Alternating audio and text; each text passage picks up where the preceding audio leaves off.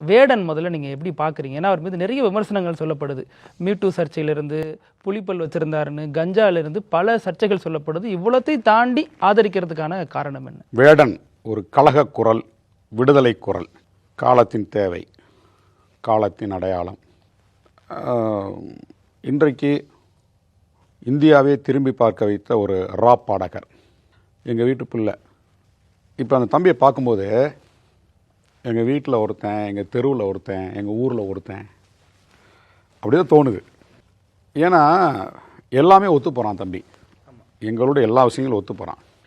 நாங்கள் பேசக்கூடிய அரசியலை பாடலாக பாடுறோம். அதான் தலைவர் சொன்னாங்க, நாங்கள் 35 ஆண்டு காலமாக நாங்கள் எந்த அரசியலை பேசி கொண்டு இருக்கின்றோமோ அதை நீ 2 நிமிஷத்தில் பாட்டாக பாடி கொடுக்குறேங்க.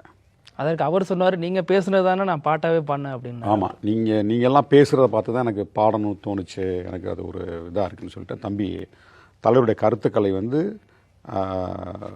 விழுக்காடு ஏற்றுக்கொண்ட ஒரு ஒப்புதல் வாக்கு மூலமாக தம்பி வேடன் பேசினார்.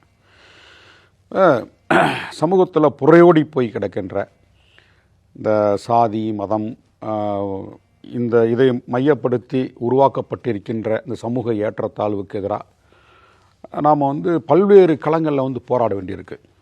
போராட்டம் என்பது ஒரே வடிவம் கிடையாது, அது பல்வேறு வடிவங்களில். அதில் குறிப்பாக இந்த கலை இலக்கியத்தின் ஊடாக நடத்தக்கூடக்கூடிய போராட்டம் தான் பெரிய தாக்கத்தை உருவாகும். கலை நிகழ்ச்சியின் பாடல்கள் மூலமாக மக்களுடைய வேதனைகளை, வலிகளை, ஒடுக்குமுறைக்கு எதிராக நாடகங்கள் மூலமாக, பாடல்கள் மூலமாக, இசையின் வடிவத்தில் கொடுக்கறது. அது ரொம்ப சீக்கிரமாக போய் சேரும் மக்கள்கிட்ட.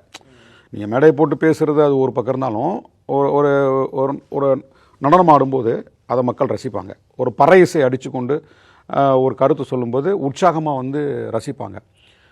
குழந்தைகள்லேருந்து முதியவர் வரைக்கும் ரசிக்கக்கூடிய ஒரு எதுன்னு பார்த்தீங்கன்னா, மனதளவில் ஒன்றி போய் அவர்களை ஈர்க்கும் ஒரு சக்தி எதுன்னு பார்த்தீங்கன்னா இந்த இசைக்கு இருக்கிறது, நாடகத்துக்கு இருக்கிறது, சினிமா ஊடகங்களுக்கு இருக்கிறது.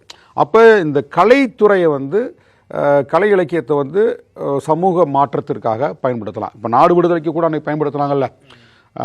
வெள்ளைக்காரன்றது இந்த நாடு விடுதலை பண்ணால் அங்கங்கே நாடகங்கள் நடத்தப்பட்டது, புரட்சிகரமான பாடல்கள்லாம் இயற்றப்பட்டது. அப்படி தான் பார்க்கணும். இங்கே சாதி ஒழிப்புக்கு, ஒடுக்குமுறைக்கு எதிராக, முதலாளித்துவத்துக்கு எதிராக, வர்க்க போராட்டத்திற்கு எதிராக